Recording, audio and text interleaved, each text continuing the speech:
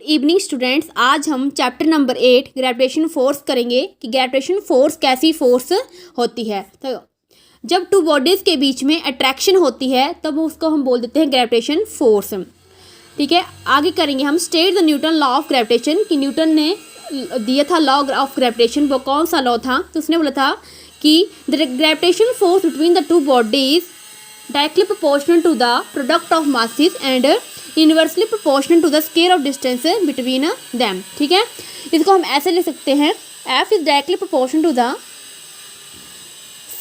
Product of masses and inversely proportional to the square of distance between them. जैसे कि हमने ये वाला डायग्राम एक लाइन लिए 2 पॉइंट्स लिए यहाँ पर ए एंड बी, इसके मास से ले लिए m1, कंसीडर किया हमने इसका मास m1, इसका लिया हमने m2 और डिस्टेंस लिया इन दोनों का हमने r।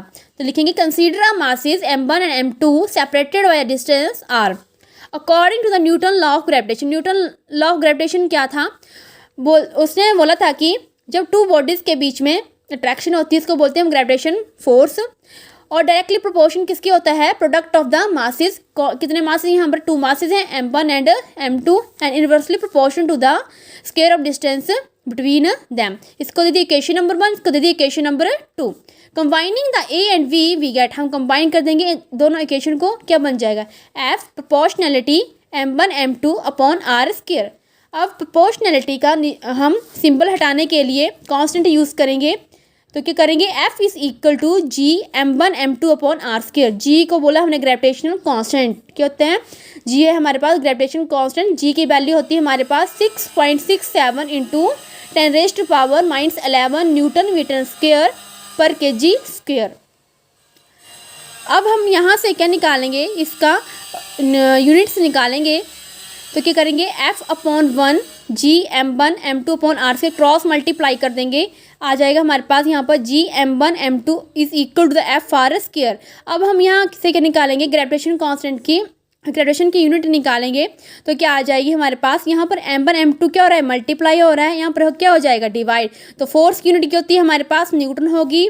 आर स्क्वायर यानी कि रेडियस डिस्टेंस की यूनिट क्या होती है हमारे पास, मीटर।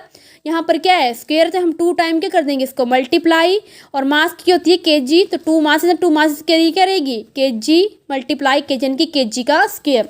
ऐसे करके न्यूटन मल्टीप्लाई मीटर, मीटर आ गई हमारे पास किसकी, डिस्टेंस की, और मास की क्या रहेगी हमारे पास, केजी इंटू केजी, क्या आ गया हमारे पास, न्यूटन मीटर स्क्वायर अपॉन पर KG square.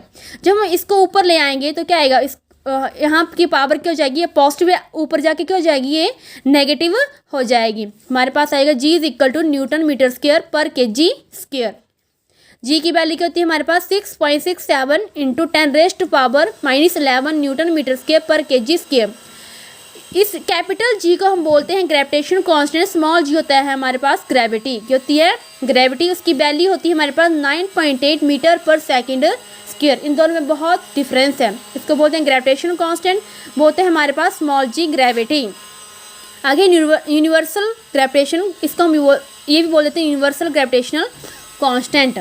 According to the Newton's law of gravitation of force between two bodies. ठीक है, टू बॉडीज का क्या आएगा हमारे पास law, F is equal to G m1 m2 upon R square. G जो हमारे पास क्या ग्रेविटेशन कांस्टेंट है, m1 m2 की वैल्यू क्या है हमारे पास 1 kg है, डिस्टेंस किसके इक्वल आ जाएगा 1 m के, और जी किसके इक्वल आ जाएगा हमारे पास f के।